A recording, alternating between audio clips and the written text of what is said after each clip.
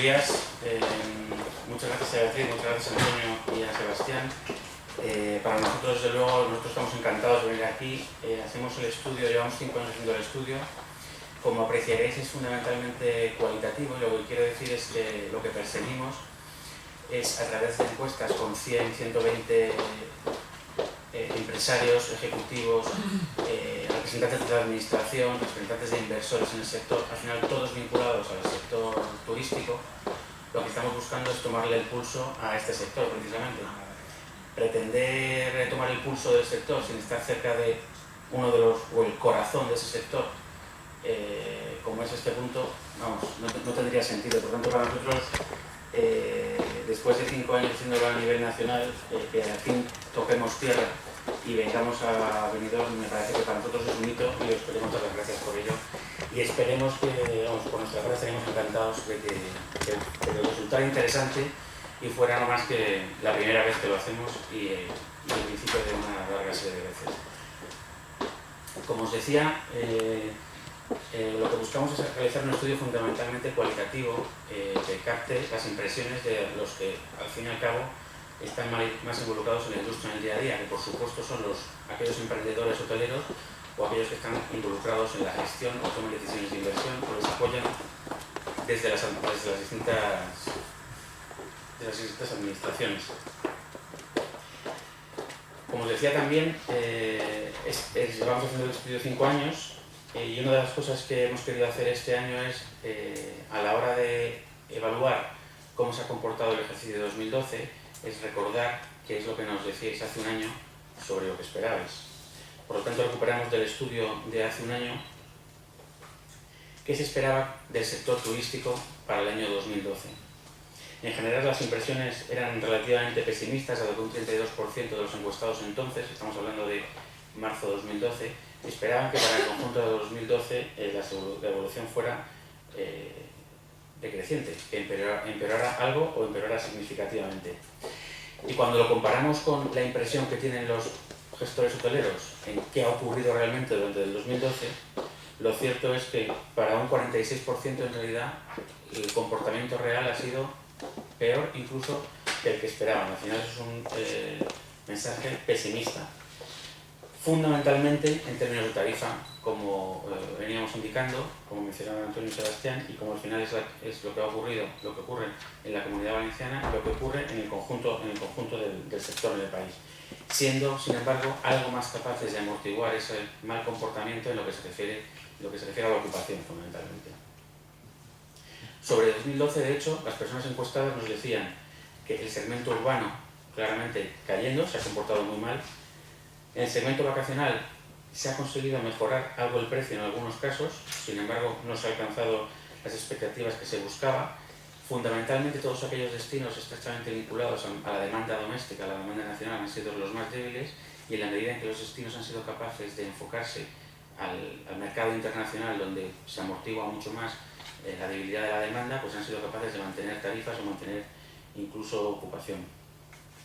Por lo tanto, aquellos destinos que tenían una demanda interna o que se centraban en la demanda interna de manera fuerte eran mucho más sensibles a los malos tiempos. Ha habido subsectores o regiones que se han sabido posicionar, como Ibiza, Menorca, se decía, las Islas Canarias, en parte probablemente debido a los conflictos políticos que se han producido en determinados lugares de la costa mediterránea y que han servido de destinos alternativos, y la confianza es que se sepa sacar provecho de esos eventos para asegurarse de que quienes han venido en aquel momento no se vuelvan a marchar. Dejamos ya lo referido a qué ha ocurrido en 2012, que ya nos queda un poco lejos, y les hemos preguntado de nuevo qué esperaban para 2013. Ahora mismo tenemos más visibilidad. En el momento en que realizamos la encuesta, entre finales de marzo y luego una actualización en el mes de mayo, había una cierta visibilidad de lo que estaba ocurriendo, naturalmente no tanta como ahora. Naturalmente el sector turístico es un sector muy condicionado por el contexto general. Entonces preguntamos en primer lugar por la perspectiva sobre la situación económica mundial, en general tibia, en el sentido de que, bueno, para casi la mitad de los encuestados no se producirán cambios significativos en la economía mundial.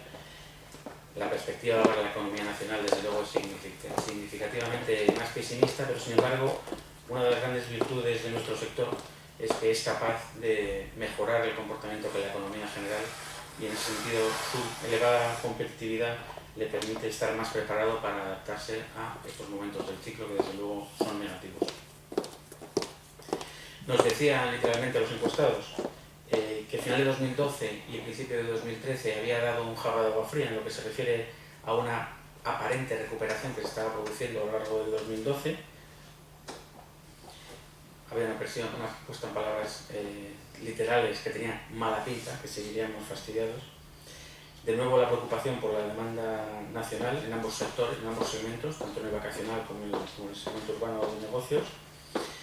Se consideraba que el turismo de lujo, motivado por una previsión determinada sobre la demanda exterior, y el de convenciones se podría ir recuperando. El de convenciones probablemente no sería difícil que se recuperara porque el batacazo había sido descomunal más que en otros segmentos y por lo tanto tenía un campo de mejora bastante elevado.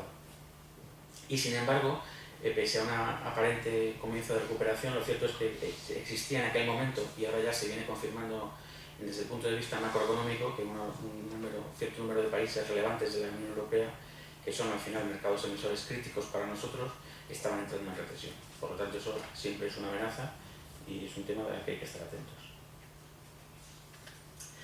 Recuperamos el estudio del año pasado. Cuando presentamos el estudio estaba publicado un borrador del Plan Nacional Integral del Turismo, y una de las apreciaciones que hacíamos en aquel momento es que en el sector turístico, el empresariado tenía una cierta esperanza en aquellas medidas que pudieran traer el Plan Nacional Integral del Turismo y que permitiera, al fin y al cabo, o que diera facilidades a la industria para posicionarse, para prepararse para la que estaba cayendo. Nosotros lo presentamos algo así como que el Plan Nacional Integral del Turismo acudía al rescate de la industria, pero el plantearlo como acudir al rescate de la industria tiene un lado malo, y es que el rescatado deposita un cierto volumen de confianza en los resultados que va a tener ese Plan Nacional Integral del Turismo.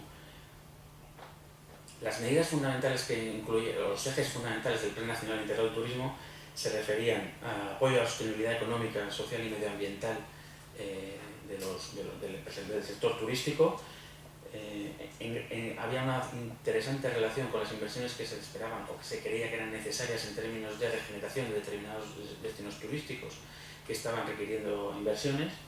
Por supuesto, la promoción de la marca España, dado que, dada la debilidad de la demanda nacional, había que hacer un esfuerzo importante en potenciar la marca España en el extranjero para que se intensificara la demanda internacional.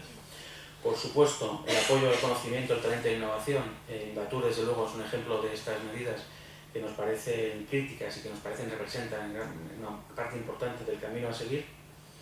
Accesibilidad e impulso a la demanda, como decía, la demanda internacional. Esto iba por el camino de la agilización en el proceso de obtención de visados para el visitante internacional, la mejora de las conexiones y de los nudos de comunicaciones para el intercambio de medios de transporte. Al fin y al cabo, los destinos que tenemos y que existen y que son muy buenos, asegurarnos de que están al alcance de la mano de esa demanda internacional a la que queremos atraer. La homogenización de los marcos regulatorios para asegurarnos de que somos un mercado y no más de un mercado, que por lo tanto damos las mayores facilidades precisamente a los emprendedores a instalarse en los distintos destinos.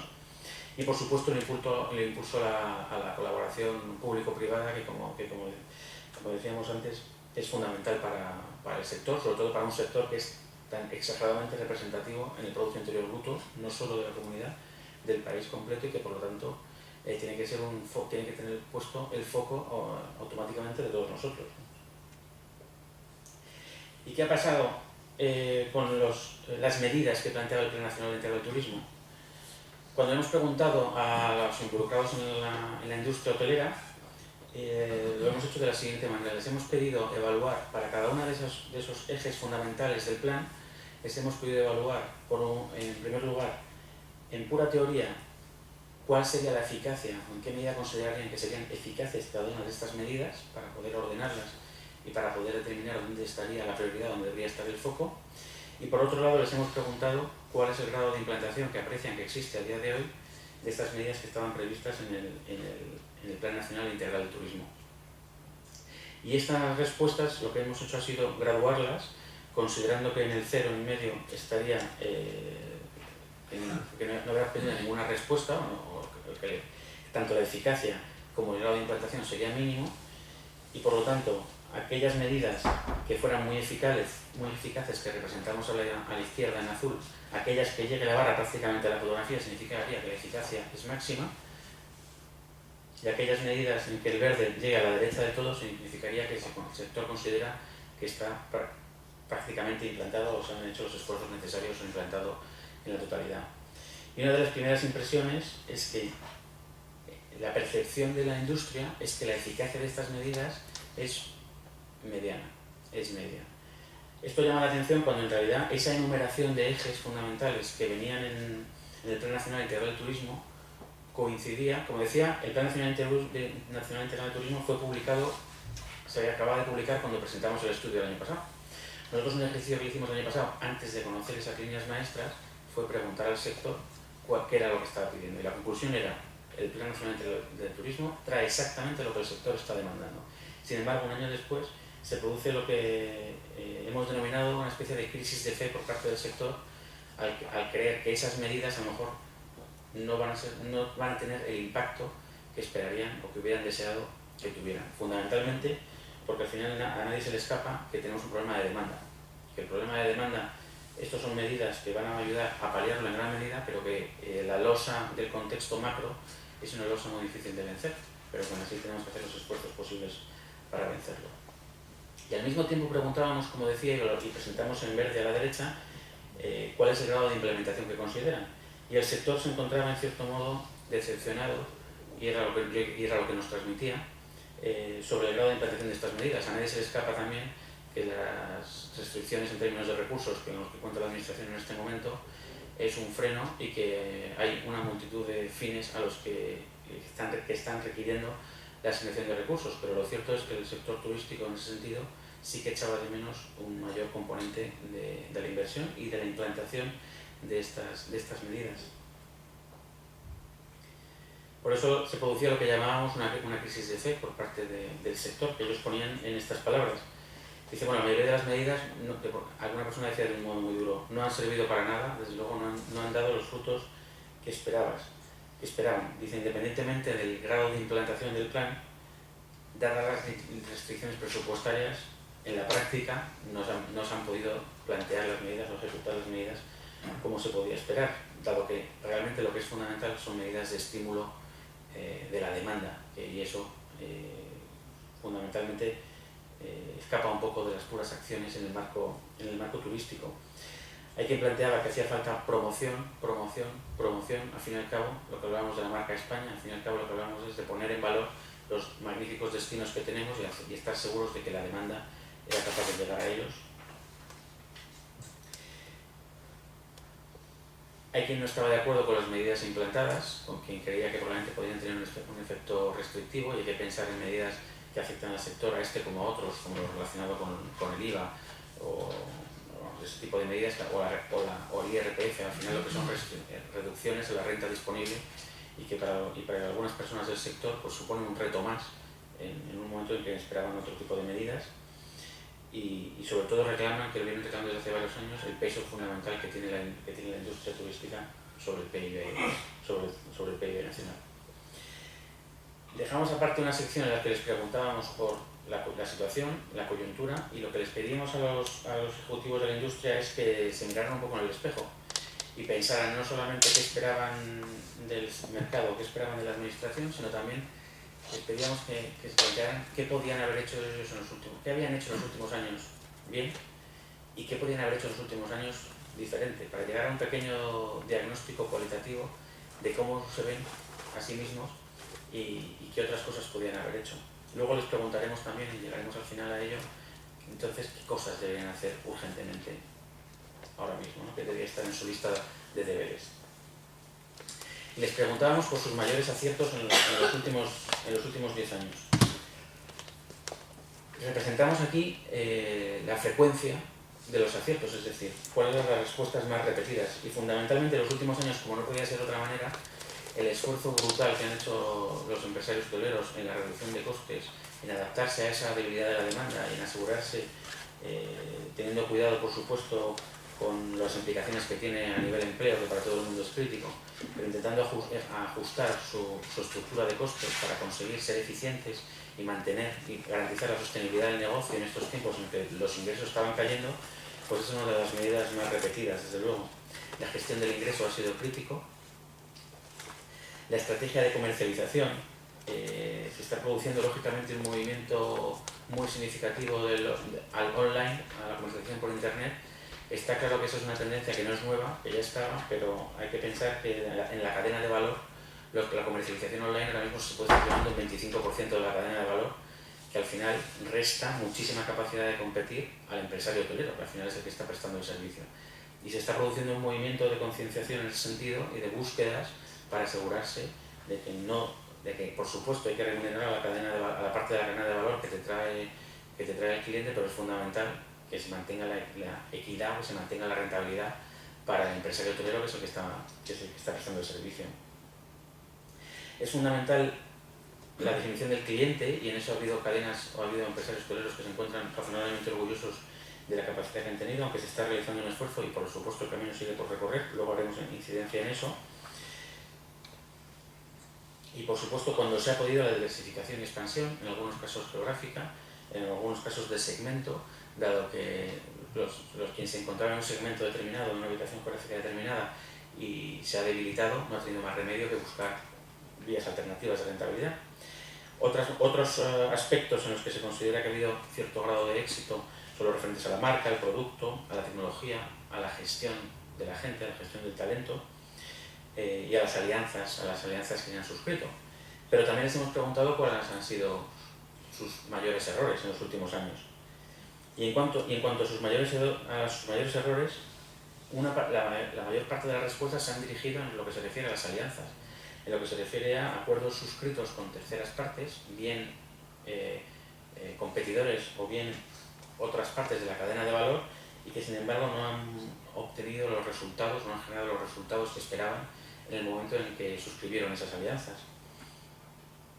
Eso está relacionado también con los problemas que ha habido en la relación con propietarios. Probablemente aquí no sea un caso muy frecuente, pero en otros mercados sí es muy frecuente la suscripción de contratos de arrendamiento, de contratos de gestión.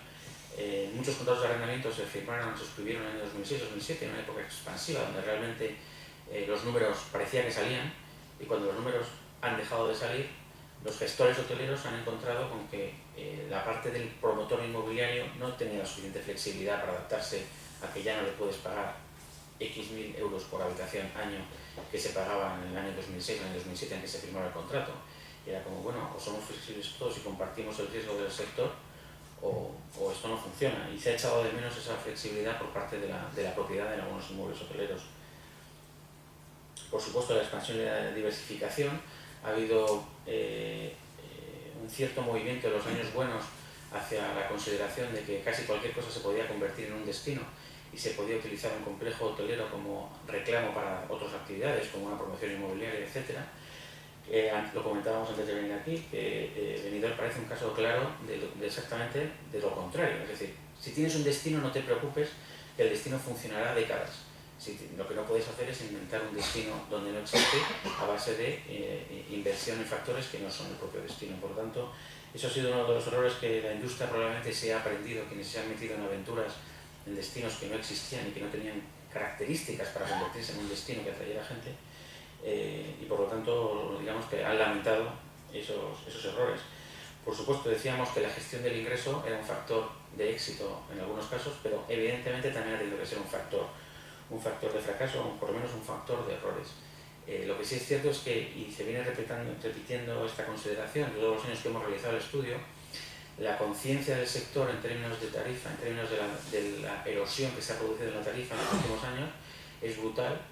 Lo hablamos todos los años, lo discutimos todos los años. Estoy seguro que los empresarios hoteleros es vuestra conversación más frecuente en el día a día, pero todavía no hemos dado con la tecla que hay que tocar para que eso no pase.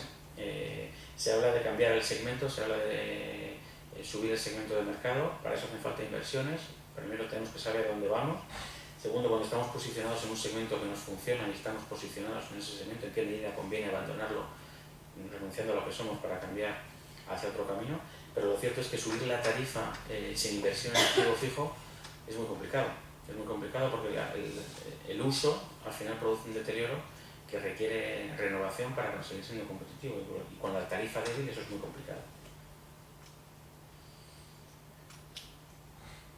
Y esta es la foto al final sobre los aciertos y errores que nos daba la propia industria. Pero más allá de mirarse a sí mismos, también les pedíamos que miraran a la competencia, que miraran a su alrededor, que miraran aquellas cosas que, bueno, a lo mejor yo no he sabido hacer como me hubiera gustado, pero reconozco que hay alguien en mi entorno que ha sabido hacerlo en el momento adecuado y que me genera, digamos, cierta envidia sana la práctica que ha conseguido llevar. Poníamos un pequeño ranking, potenciación y retención del talento. Llama la atención que una industria como esta, donde siempre lo decimos, que en pocas industrias tal porcentaje de tu plantilla al final tiene un contacto directo con el cliente. Realmente es muy peculiar, porque en pocas industrias como esta, de la plantilla del hotel que tenga X personas, probablemente al final del día el 60% de ellas ha interactuado con el cliente en algún momento. Y eso probablemente sea un reto, y probablemente lo que nos llama la atención es que dentro del ranking estuviera tan bajo. Lo que se refiere a la gestión de talento, lo que se refiere a reducir la rotación del personal, lo que se refiere a esa capacidad para interactuar y para tener el cara a cara con el cliente. La aplicación de la tecnología, que también todavía parece en ciertos aspectos una tarea pendiente de la industria. La definición y conocimiento del cliente objetivo, de a quién queremos traer, a quién nos queremos dirigir y cómo queremos llegar a él. Y ya iban tomando más relevancia la optimización del modelo de explotación, elegir arrendamiento, elegir alquiler, la búsqueda y la ejecución de alianzas en determinados casos, y por supuesto, crítico, la eficiencia y costes en los tiempos que estamos corriendo, para garantizar la rentabilidad, la gestión del ingreso. Y en las tres opciones o los tres criterios más importantes, o las tres áreas de decisión que se han envidiado más de los competidores, han sido la comunicación online, la capacidad de estar presente en un canal en el que ya el contacto puede ser prácticamente directo con el cliente, pero como luego nos hablará Jaime, tiene sus ventajas y tiene sus retos, y por tanto hay que estar muy atento a lo que está ocurriendo allí. La estrategia de comercialización, no me extiendo más, pero era por lo que hablaba antes del coste tremendo que tiene la comercialización para el hotelero.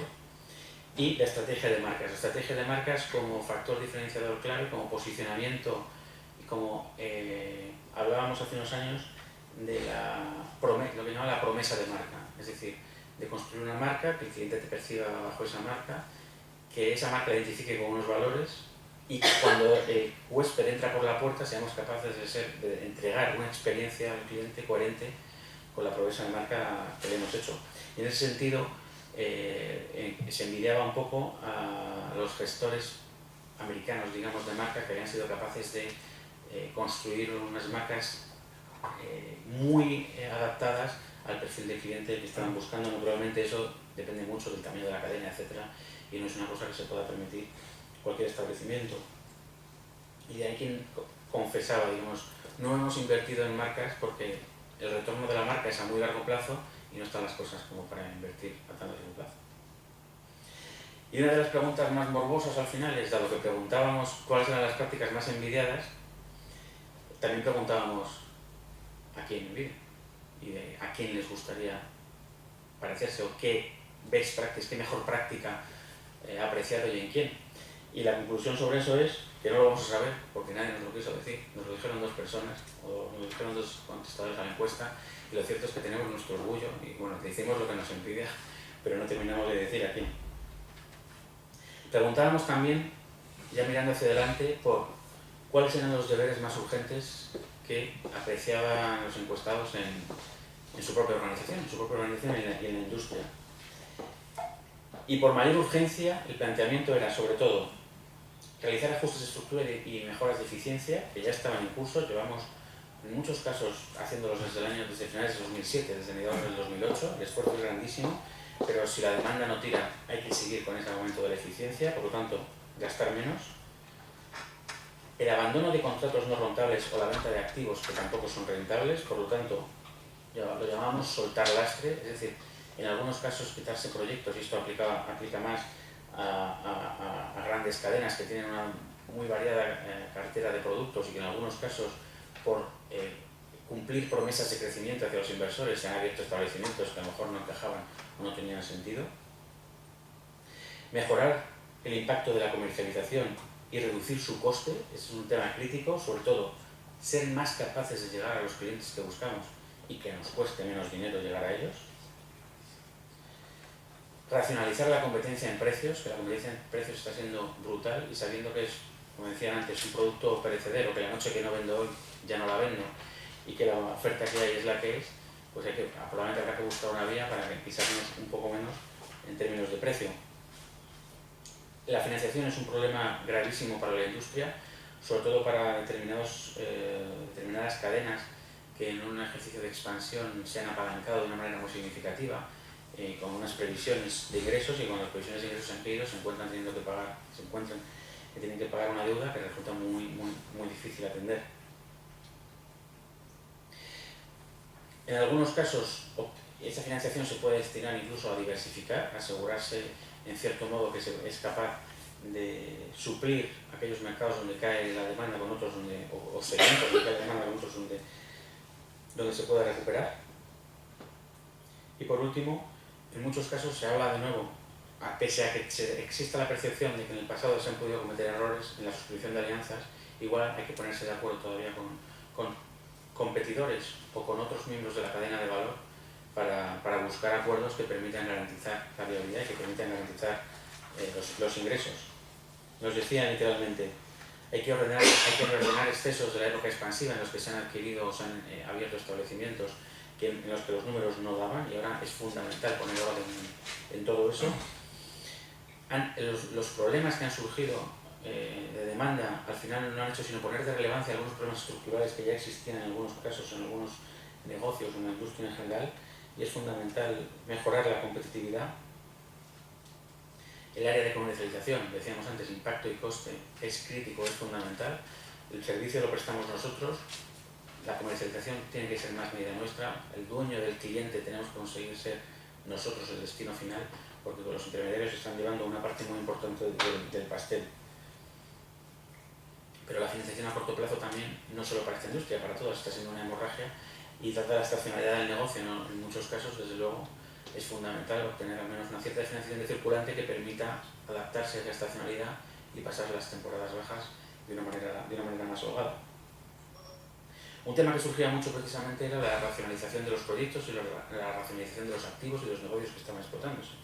Pero entonces la pregunta que hacíamos, bueno, ¿cómo se reduce la oferta? Porque es que no es fácil reducir la oferta. Cuando en algunos casos se está produciendo un exceso de oferta, y afortunadamente Benidorm claramente no parece ser el caso, porque con ocupaciones del 80% ya quisieran todos, pero en muchas plazas, en Madrid es un caso clarísimo, Barcelona algo menos, pero Madrid es un caso clarísimo, el exceso de oferta es brutal, es salvaje, y todavía se siguen abriendo habitaciones, lo cual hace pensar que dónde van a ir. Pero claro, cuando hablas con hoteleros que tienen establecimientos en Madrid, dicen, bueno, pero ¿cómo se arregla eso?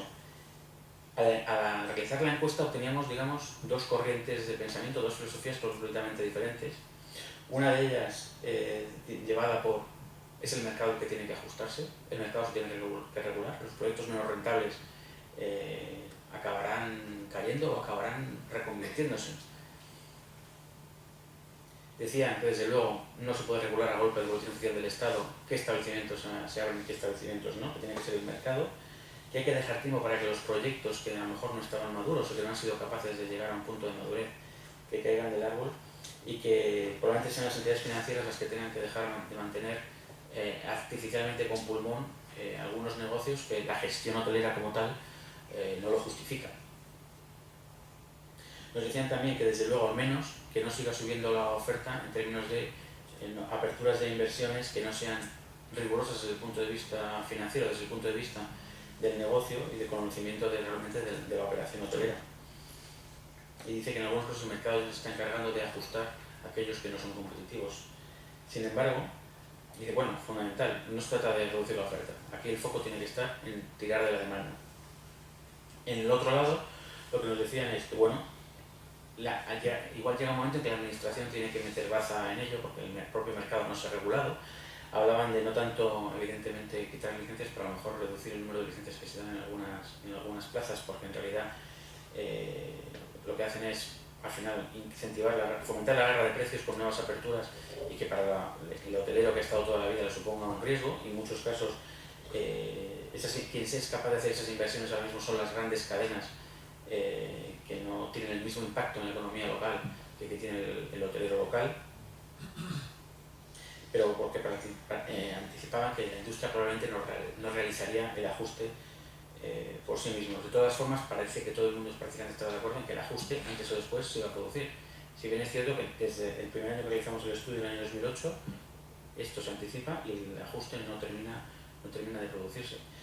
En algunos casos en particular, lo que está pasando es que por normativa de las entidades financieras les ha sido más fácil refinanciar la deuda de algunos negocios que no eran viables que realmente reconocer una pérdida. Entonces se está dando todavía oxígeno a negocios que desde el punto de vista hotelero de la gestión hotelera no pican, no funcionan.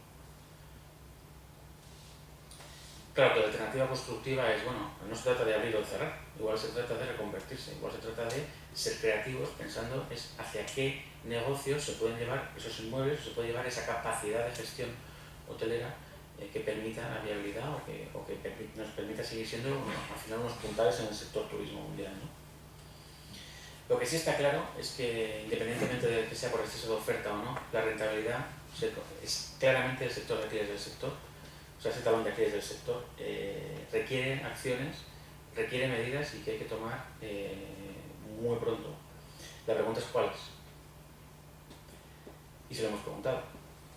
Preguntábamos a los encuestados cuáles eran los deberes urgentes en términos de rentabilidad.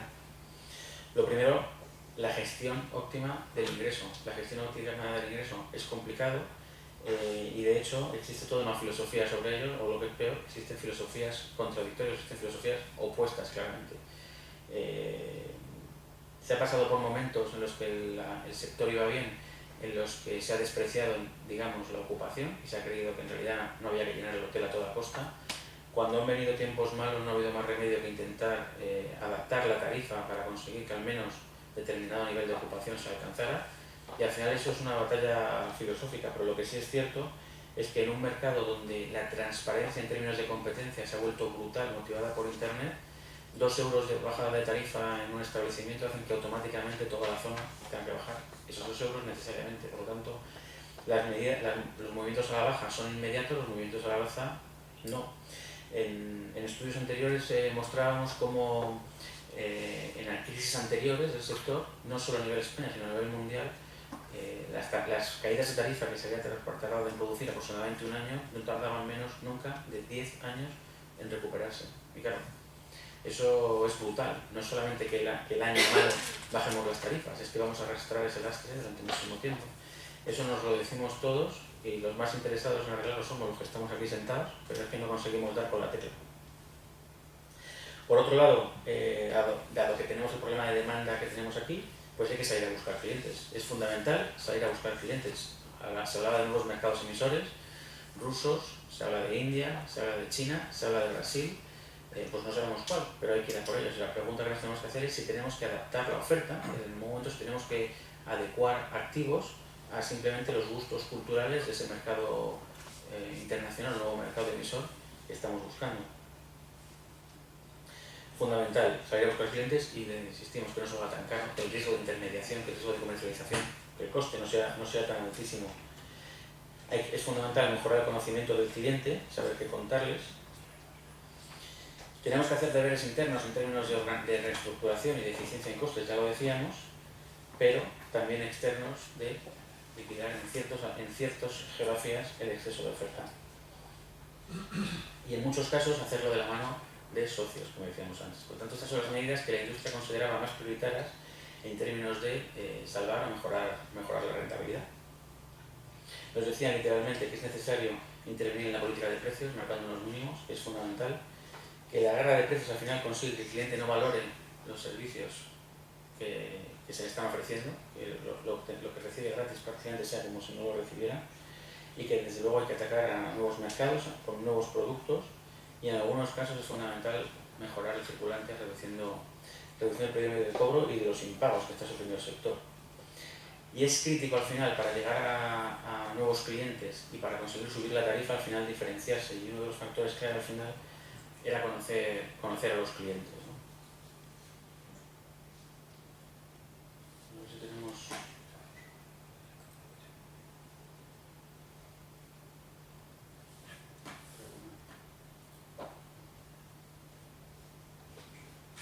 Bueno, teníamos un vídeo que parece que no está funcionando.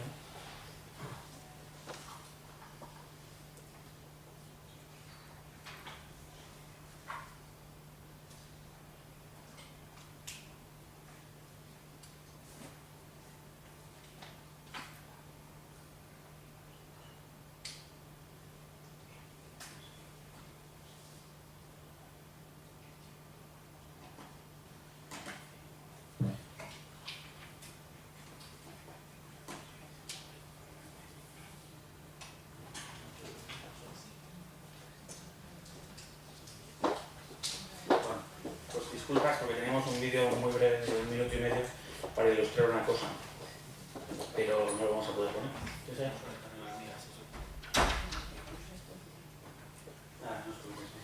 Nada, básicamente lo que queríamos ilustrar, el vídeo es una promoción de una marca de helados, un negocio también muy importante en esta región, y el vídeo era un anuncio de una marca de helados que aparecía una chica, iba a un mostrador de la heladería y le pedía un helado de sabor. Hoy no me quiero levantar y no quiero hablar con nadie. El dependiente se queda un poco despistado, pero se retira, llena una cadena de helado, se la da y le dice a la chica: esto no es lo que te he pedido.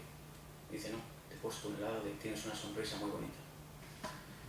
Al final, ¿esto qué es lo que ilustra? Que al final uno de los caminos para subir la rentabilidad es conocer a nuestros clientes. Uno de los mayores privilegios que puede tener un prestador de un servicio es tener la confianza con el cliente para que te diga lo que quiere realmente. Y uno de los mejores caminos para ser rentable y para asegurarte la fidelidad es no solo darle lo que te pide, sino saber mejor que él lo que necesita. Al final lo que queremos decir es que es fundamental investigar a nuestros clientes, es fundamental conocer a nuestros clientes. Podemos pasarnos otro año más o otros 5 años golpeándonos la cabeza con las paredes porque la tarifa no sube, pero al final es fundamental que nosotros sepamos a quién traemos, que sepamos lo que le queremos contar y que investiguemos, como se hace aquí, que investiguemos en el turismo y que investiguemos en nuestros clientes lo que necesitan. Y eso nos va a permitir diferenciarnos y al fin subir la tarifa. Muchas gracias.